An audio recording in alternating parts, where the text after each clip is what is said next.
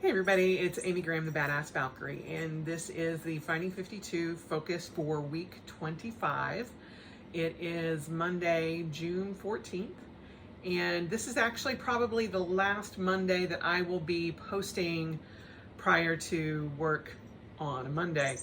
I posted a poll in the Finding 52 Facebook group, which the link is down below if you're not a part of that. And it looks like I will probably start posting on Sundays. So, because everybody in our office is going to be coming in on Mondays, so it's just going to be too hard to try to figure out when I can post everything and get it up, relatively early prior to, 10 o'clock at night. So, it just alleviates a little bit of stress for me trying to get that all posted and get to work and all of that. So there you have it.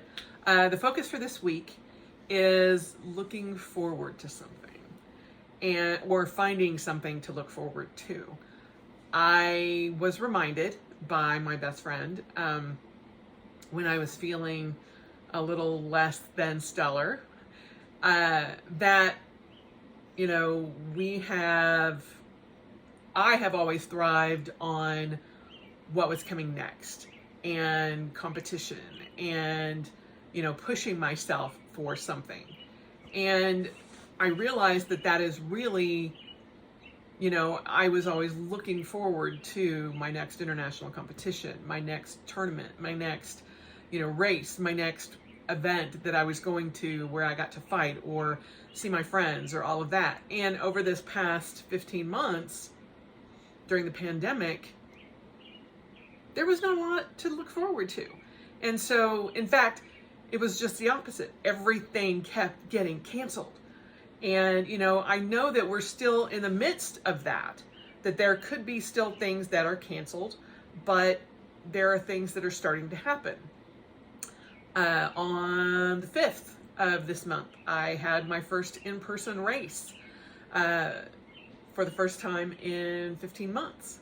And that was amazing. It did so much to help push me forward because it got me, it put me in a panic mode because I was like, oh my God, I'm going to be around, 2,000 people that, are runners, but, sweat flying and and it's just like, but once I was in it and I was able to get past all the panic that has built up in my head over the pandemic, I felt a lot better. And I am much more comfortable now being out in people. And so that helped me. It took a lot for me to actually do it, but I got through it. I actually PR'd and I was like, okay, all right. I had forgotten what this felt like. And it was a really good moment for me. And so when I went back into the office that next week, I got to see a friend of mine who, for those of you who might remember my surprise half marathon that I thought that I could defer one more year, he and I had actually signed up for the original half marathon together. And he was going to take his son, and his son was going to run his first half marathon. And little Miss Sif, she's like, hello, everybody. And so it was good to see him. And he was like, did you do any races, recently? And I'm like, well, as a matter of fact, I just did one last weekend. He goes, oh, that's so cool. He goes, I'm training for the Hobble Creek, which is a half marathon mid-August. And I'm like, because I don't have anything scheduled in August as far as something like a major event. And so I was like, So there's part of me that wants to sign up for that so that I can, have that thing to work towards. But it's not always about, exercise or goals. I also have my first convention ticket again. Not Dragon Con. That will be a, every few years kind of thing. I am not ready for that yet. But the FanX convention here in Salt Lake is mid-September. And it's Thursday, Friday, and Saturday. And Misha Collins from Supernatural is going to be there along with Ketch and Gabriel. Richard Spate and Jr. and David Hayden Jones, I think is Ketch's name. But I was like, the Supernatural conventions themselves, where it's only Supernatural actors, is crazily expensive. Like the one in Denver, which I kind of want to go to, but the convention weekend for the general admission is $339 just for the ticket. That does not include the hotel. That does not include meals. That does not include any photo opportunities or autographs or anything like that. That would be the most expensive convention that I have ever gone to. Do I think it's worth it? I don't know. Am I thinking about doing it? A little part of me, yes. However, that is aside from the point that it is something that I can look forward to. Now, all of this, and I have, things in November. I'm traveling to Phoenix for a week to camp with, 4,000 of my closest friends. And it's the first major reenactment event that I'm going to in over 2 years. And I'm very excited for that. And so there's a lot of things to look forward to. And I know that at certain points, my best friend Kelly will come in and I will be able to see her. I still have an opportunity to go and see her in Texas, all of that. So there are things on the horizon that I'm looking forward to. And that has been a minute when I have been able to do that. Because when things started shutting down, the first thing that happened was my week trip to New Orleans for a camping event there. That was the first domino to fall, was they have canceled Gulf Wars. I had a plane ticket, I had my event ticket, I had everything ready to go, literally packed. Not in my car, but ready, it was all staged to go. And it got canceled. And I'm like, great. From then on, there were events every month. 1 to 3 to 4 events a month that just got canceled. Not just work events, but personal things that I was looking forward to, had been looking forward to. And it was like comical to the point where I was just like, I have to laugh, because if I don't, I'm just going to spend the rest of my life crying, because like I don't get to do any of this. A lot of my fighting friends, when they shut down overseas, like you could not fly out. It's like, we will have the event when we have the event.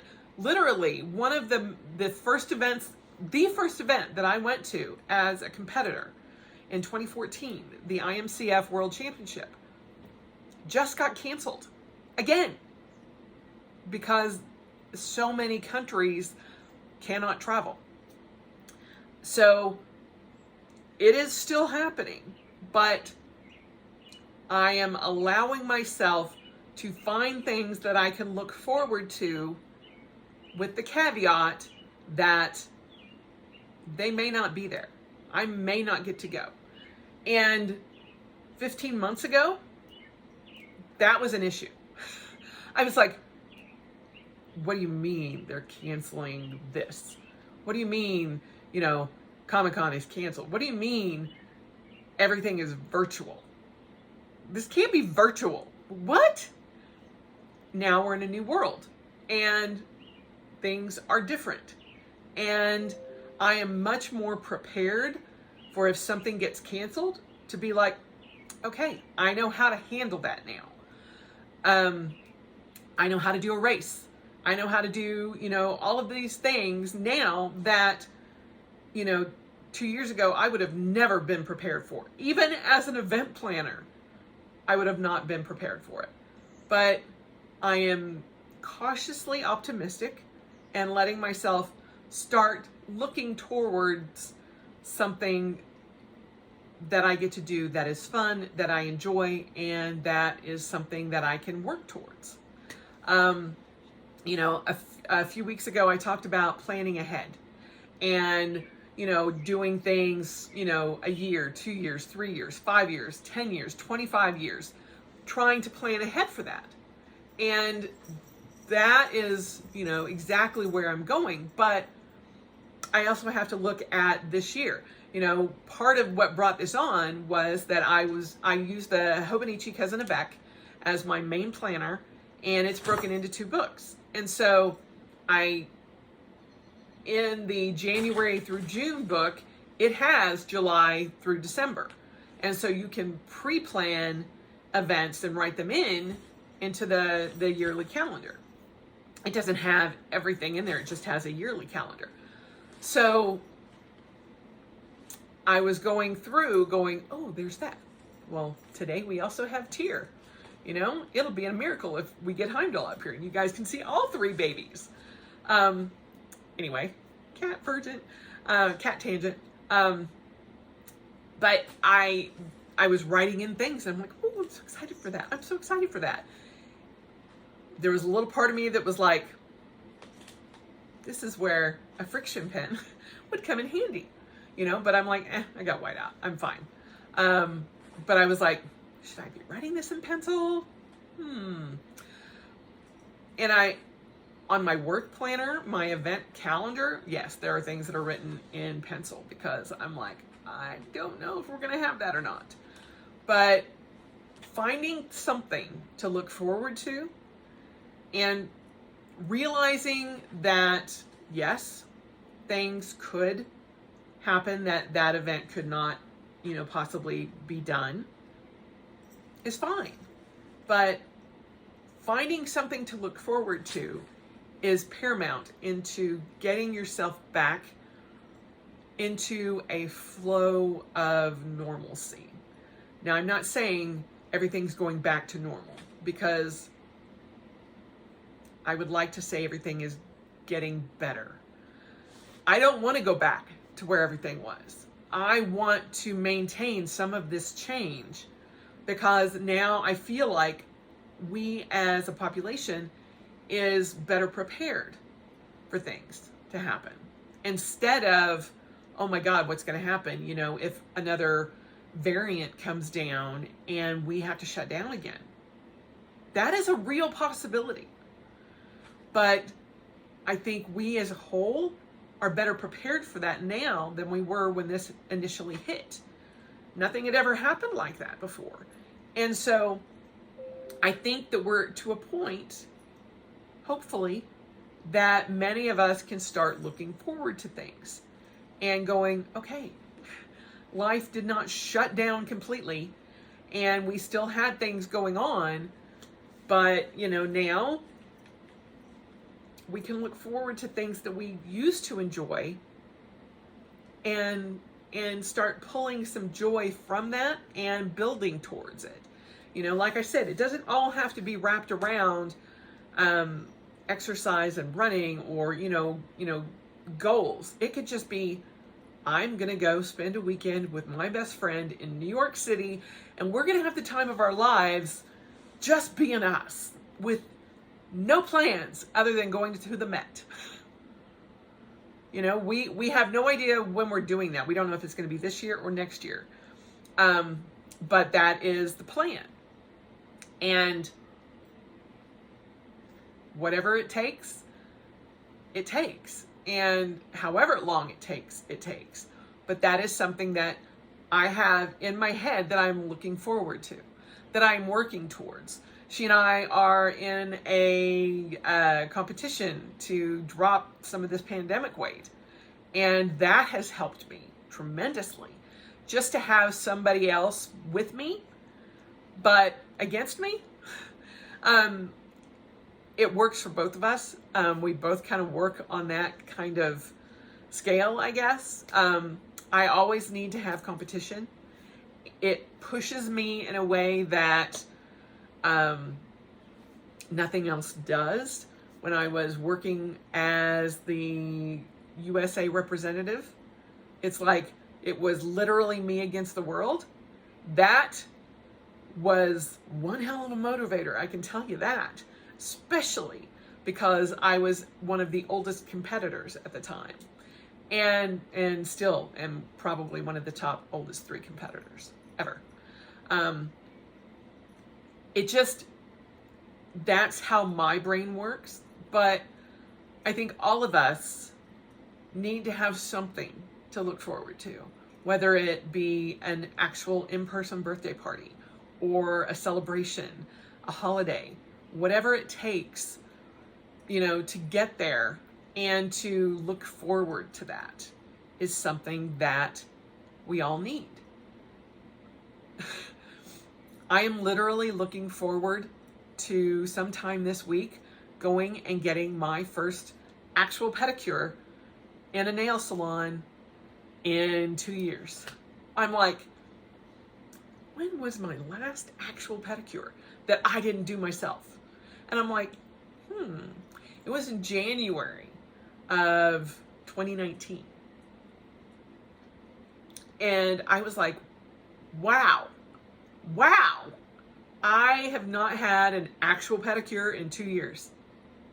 That is insane to me, because I may not, get my nails done, constantly. I may not, do my makeup constantly. I may not even do my hair all the time, but I wear sandals so much during the summer that not having a pedicure as a runner, it's like, I look down at my feet and I'm like, oh, they are so sad looking.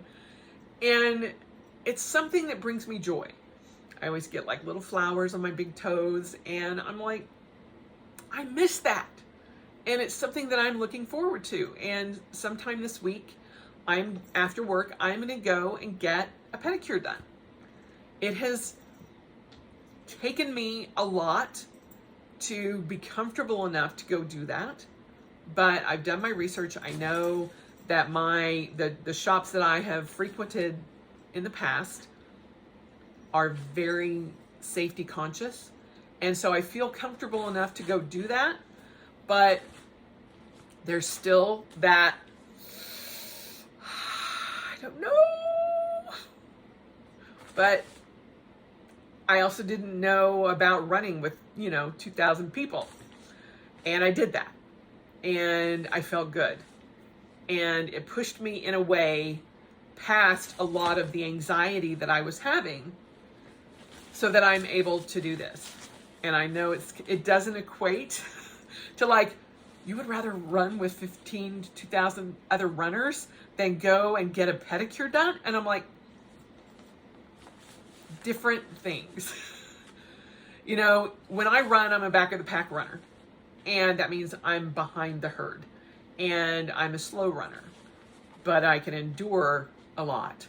And so it didn't bother me, because I could look ahead and go, I do not want to be in that pack. No, thank you.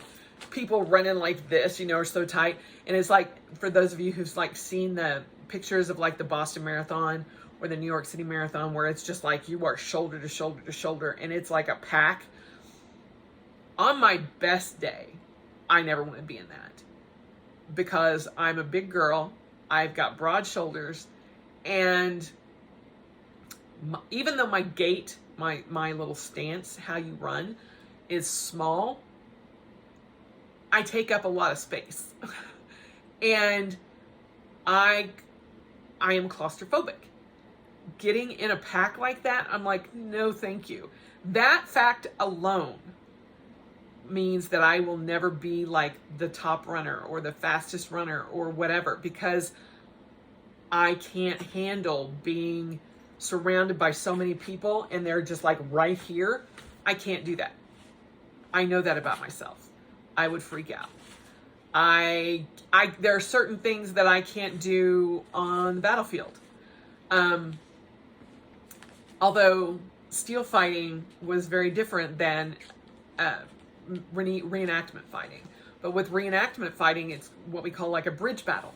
And you are confined into this tiny little space, and you're not actually on a bridge. It would probably be better for me mentally if I was, but you're on a literal field, and you've got hay bales stacked up, and you've got probably 20 people around you in your tight vicinity, and you're trying to fight. And I use a spear, and I'm like, that part of it I could get through. It's when they attack and you actually have to like drop to your knees, or huddle underneath your shield. That's when I get panicked, because having somebody fall on top of me, or multiple people fall on top of me, and all I have is my shield to brace me against my helmet. Thankfully, my helmet is stainless steel and I can rest that there. Even though I know I'm safe and I'm not going to get crushed, it still sends me into such a panic attack that I can't even do those battles. So it's like, I will do everything else, but I can't do that. Now, on a competitive field overseas, and I'm faced with 50 people coming at me, I know they're all not going to fall on top of me. I also know as soon as I'm down, they don't give a crap. It's like, boom, she's down, let's go, move on to the next target. So it's not compacted like all other 50 American fighters are going to be on top of me as they die. No. It's we try to get out of the way, and we, as soon as the crush is past us, we move to the sides if we can. A lot of times some of the battles are, no, you become a obstacle, and that's okay too, but you usually don't have a horde of 20 people piled on top of you. We affectionately call it a puppy pile. You are not at the bottom of the puppy pile. So, fighting tangent, but it's why I put myself in certain situations that I know are stressful, but will not put me into a panic. When I ran that race 2 weeks ago, or a week ago, I knew I was going to be in the back of the pack. I knew that I was not going to be in the crush of everybody. I knew that people would be passing me, but they would not be surrounding me. And so I felt comfortable.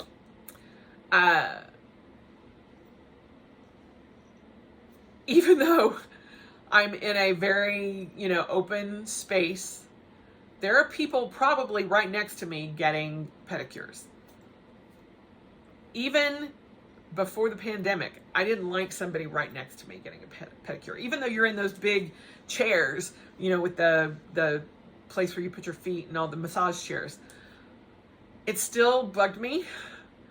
I don't like people in my close space when I am, I guess, vulnerable. I don't know why, I don't know any other way to put it, but again, this is where my crazy brain goes. If I don't have shoes on and I can't bolt for the door, I feel vulnerable. When I've done an open swim, like in a lake or an ocean, for some reason, and this makes no sense, if I have water socks on or the, the water shoes, I feel safer. I don't know why. It's kind of like, you know, when you're a kid and you pull the sheet over your head, you're like, okay, monsters can't get me.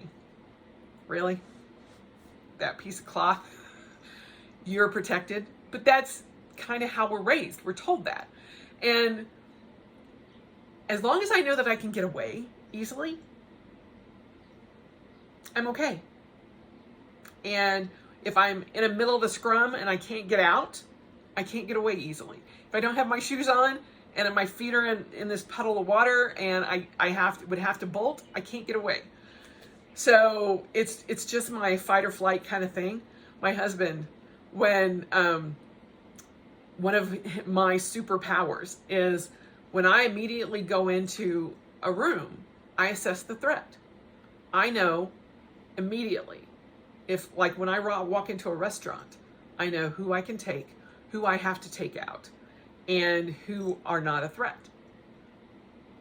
It's just something that I do. And it's probably because I was raised in an abusive household and I had to assess the situation constantly because I had volatile parents. And it's like, not going in that room, or I'm going to make myself as small as possible because there are missiles flying. And you're like, nope.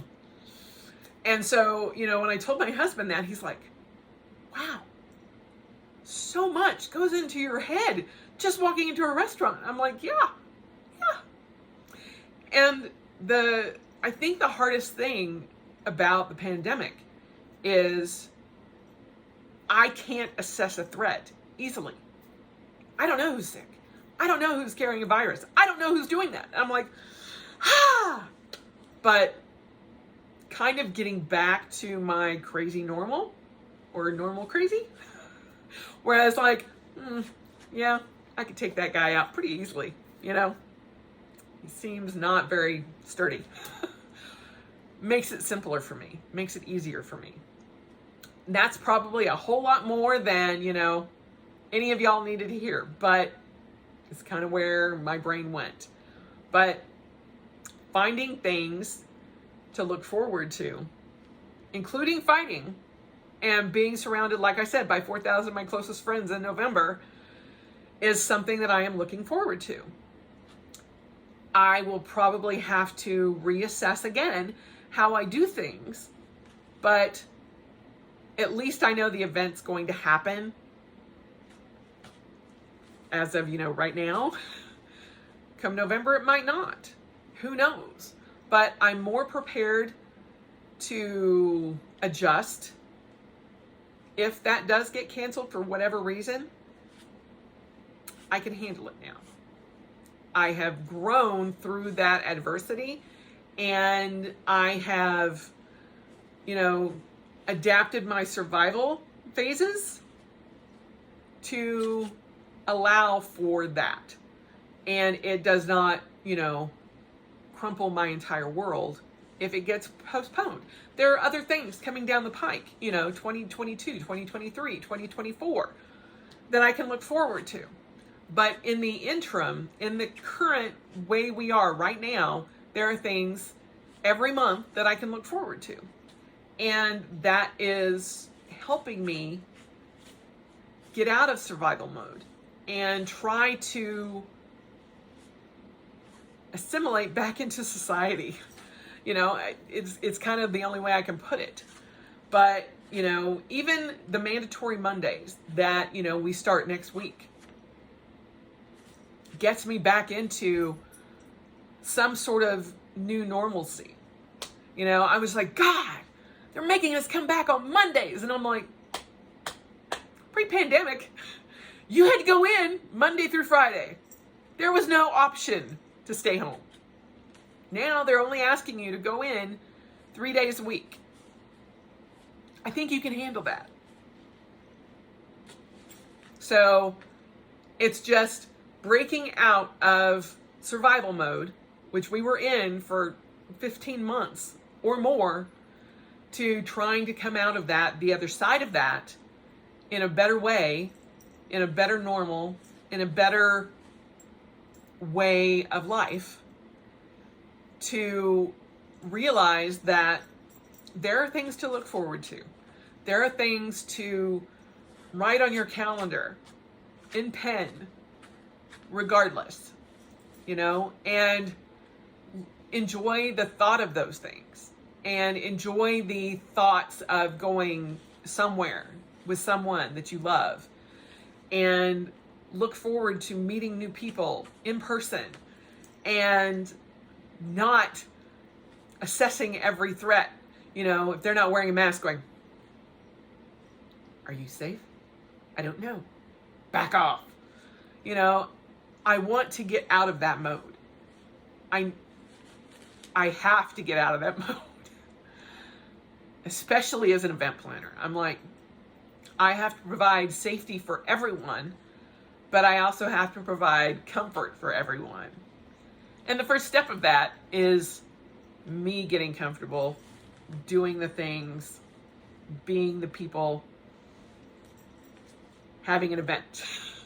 So taking that first step of finding something or some things to look forward to is a way to help me get back into a mode of being comfortable in the world, in person. So, finding something to look forward to. That is the focus for this week. And maybe it's, writing in for the next few months, things that you look forward to. If you don't have something to look forward to every month, maybe find something to look forward to every month. Maybe it's just going to a coffee shop and getting coffee,